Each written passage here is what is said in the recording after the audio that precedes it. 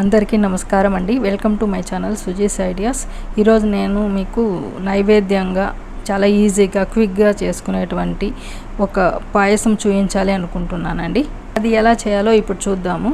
ముందుగా ప్యాన్లో ఒక 2 టేబుల్ స్పూన్ నెయ్యి వేసుకొని అందులో మొదటగా జీడిపప్పు వేయించుకుందామండి. అవి దూరగా వేగిన తర్వాత అవి తీసేసి కిస్మిస్ వేసి వేయించుకుందాము. ఇవి వేగిన తర్వాత కొబ్బరిని చిన్న చిన్న ముక్కలుగా చేసుకొని అంటే పచ్చి కొబ్బరి అండి, అవి వేసి వేయించుకుందాము. అవి కాస్త దూరగా వేయించుకోవాలండి. కొంచెం సిమ్లో పెట్టి కొంచెం జస్ట్ కలర్ చేంజ్ అయ్యేంత వరకు వేయించుకుందాము. అవి వేగిన తర్వాత తీసేసి ఇప్పుడు సేమియాలు వేసి వేయించుకుందాము. సేమియాను కూడా మీడియం ఫ్లేమ్లో పెట్టి వేయించుకుందామండి. కొంచెం slow flame to medium change చేసుకుంటూ కలర్ చేంజ్ అవ్వకుండా దూరగా వేయించుకుందామండి. అవి హై ఫ్లేమ్లో పెట్టి వేయించామంటే ఎర్రగా అయిపోతాయండి. తర్వాత చూడటానికి బాగుండదు, అందులో టేస్ట్ కూడా చేంజ్ అవుతుంది. కాబట్టి మనం మీడియం ఫ్లేమ్లో పెట్టుకొని అవి వేగనివ్వాలండి. కాస్త వేగిన తర్వాత అవి తీసేసుకుందాము. సేమియా అంతా తీసేసిన తర్వాత అదే కడాయిలో మనకు ఎంత పాయసం కావాలో అంత మిల్క్ పోసుకుందామండి. అందులో మిల్క్ వేసుకొని నేనైతే దాంట్లో బెల్లం వేస్తున్నానండి. షుగర్ కంటే జాగరీ హెల్త్కి మంచిది కాబట్టి నేను బెల్లం వేస్తున్నాను. అది కరిగేదాకా అలా కలుపుకుంటూ అది వేడి కానిద్దామండి.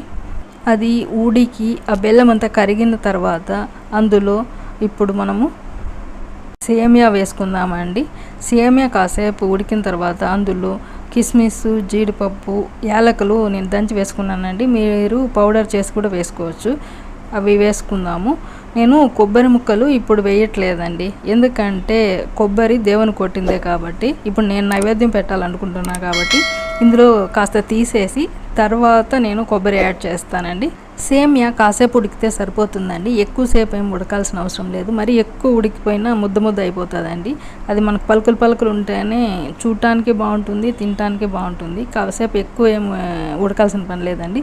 చూసారు కదా, అట్లా నీళ్ళ కన్సిస్టెన్సీలో ఉంటే మనకు తర్వాత కూడా అది నీళ్ళగానే ఉంటుందండి.